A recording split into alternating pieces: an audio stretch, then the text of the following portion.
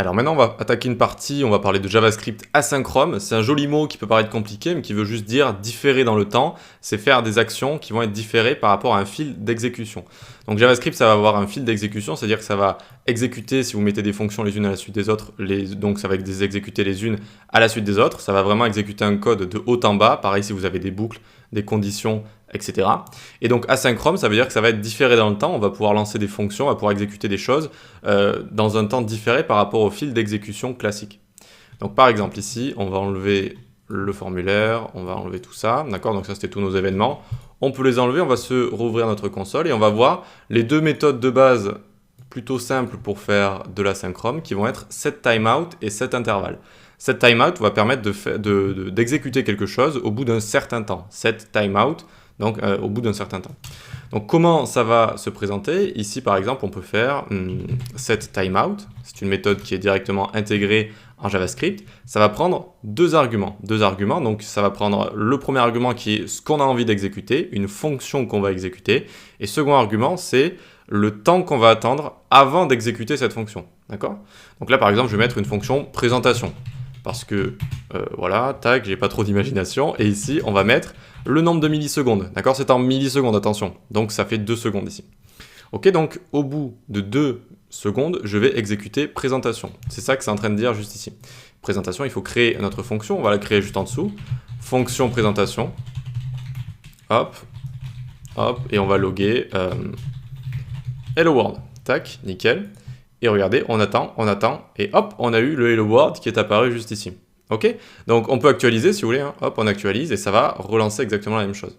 Donc pourquoi c'est asynchrone? Eh bien, si je commence à mettre des choses avant ou après, tac, on voit bien que le hello ici va apparaître et ensuite seulement on va avoir notre fonction qui va se lancer ici. D'accord? On peut mettre des fonctions autant avant qu'après. Les deux ici fonctionnent. Vous voyez, hello, hello, ça c'est le fil d'exécution classique. Donc tac, tac, tac, ça suit tout ça. Mais la fonction ici ne va être exécutée qu'au bout de 2 secondes de manière asynchrone. Ça va être différé dans le temps. Voilà. Qu'est-ce qu'on peut faire également avec ces setTimeout et setInterval? On va voir ce que c'est setInterval juste après. On peut les clear. On peut les clear pour ne pas que ça se produise, par exemple. Regardez. Ici, si je fais clear timeout, hop, et ici, donc, il va falloir le mettre dans une variable, notre setTimeout. Donc ici, par exemple, on peut dire const timeout est égal setTimeout, d'accord? Donc on met ça dans une variable, et vu qu'on le met dans une variable, on a accès maintenant à clear timeout, et on peut passer cette variable-là, qui représente mon setTimeout, et on peut le clear, c'est-à-dire on peut l'empêcher de s'exécuter. Donc on a bien le hello ici, et ensuite on n'a plus notre hello world ici, parce qu'on l'a clear, on l'a d'abord mis dans une variable, et donc vu qu'on l'a mis dans une variable, on peut la passer en argument ici, notre fonction, et directement donc ça va la clear. Ce qu'on aurait pu faire aussi, c'est ça, par exemple, tac, tac, CTRL X, hop, on enlève le point virgule à la fin, et ça nous donnerait exactement la même chose, d'accord? Donc c'est-à-dire que ça va clear cette méthode-là, ce setTimeout, voilà. Donc ce qu'on peut présenter également, là je fais juste des petits CTRL S, ok? On peut le présenter de cette manière, alors là je vais juste mettre en commentaire. Vous allez souvent voir des setTimeout comme ça, donc là on va mettre directement la méthode. Vous voyez que j'ai mis la méthode directement. Alors ça peut faire un petit peu bizarre au début, mais c'est exactement comme ce qu'on avait fait, c'est juste qu'on ne fait pas la référence à la fonction. On met directement la fonction ici en argument, d'accord? Hop, je la mets directement ici, virgule, second argument. C'est exactement la même chose, ok? Et on a bien le hello world ici qui est similaire. On peut faire ça, et on peut faire ça également avec une fonction fléchée. Hop, hop, et regardez, on a bien... hop, ici, hello world qui fonctionne également. Ok pour cette timeout, pas très compliqué. Ici, on peut mettre donc le timer qu'on veut et on va exécuter une fonction à partir du timer, d'accord? Ensuite, on va voir setInterval, donc hop, on va mettre ça en commentaire, tac. On va commencer par se faire let compteur, comme ça, est égal 0, d'accord? Donc on se fait un compteur à 0 et ensuite on va faire setInterval. Alors il est où mon setInterval? Tac, il est là, nickel.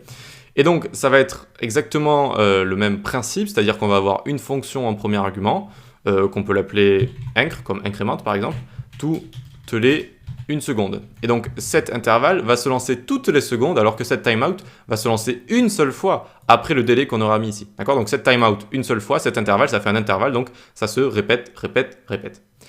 On vient ici, et on va se créer donc notre fonction incr. Hop, et qu'est-ce qu'elle va faire cette fonction incre? Eh bien, elle va faire compteur plus plus, d'accord? Donc compteur est égal compteur plus 1, c'est ça que ça veut dire compteur plus plus, et on va loguer notre compteur ici. Ok? Tac, et donc voyons voir ce qui se passe. 1, 2, 3, 4, etc., etc. À chaque fois qu'on appelle cette fonction, ça va incrémenter. Ici, compteur plus plus, c'est comme si j'avais écrit compteur est égal compteur plus 1, d'accord? C'est une méthode raccourcie, ça permet d'écrire voilà, exactement la même chose, juste en écrivant plus plus. Et donc cet intervalle, ça permet de faire un intervalle comme ça et de rappeler une fonction tous les x temps ici. Donc c'est assez intéressant, hein, c'est très utilisé. Ça permet de faire des compteurs par exemple, ou toutes sortes de fonctionnalités qui ont besoin de se répéter. Ok? Donc on peut faire la même chose, on peut clear, d'accord? On a vu qu'on avait clear timeout et on a clear intervalle aussi. Clear intervalle, tac, et on va voir que si on le met dedans, évidemment, ça va le clear, et donc ça ne fonctionnera plus. Tac, tac, hop, et donc vous voyez bien que ça ne fonctionne plus ici toutes les secondes, et on n'a plus notre intervalle parce qu'on l'a clear, c'est comme si on l'avait supprimé, d'accord? C'est comme si on l'avait supprimé.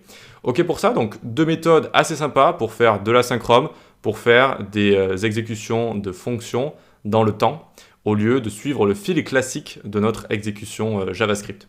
Allez, on va passer à la suite pour découvrir d'autres fonctionnalités sympas qui peuvent faire de l'asynchrone.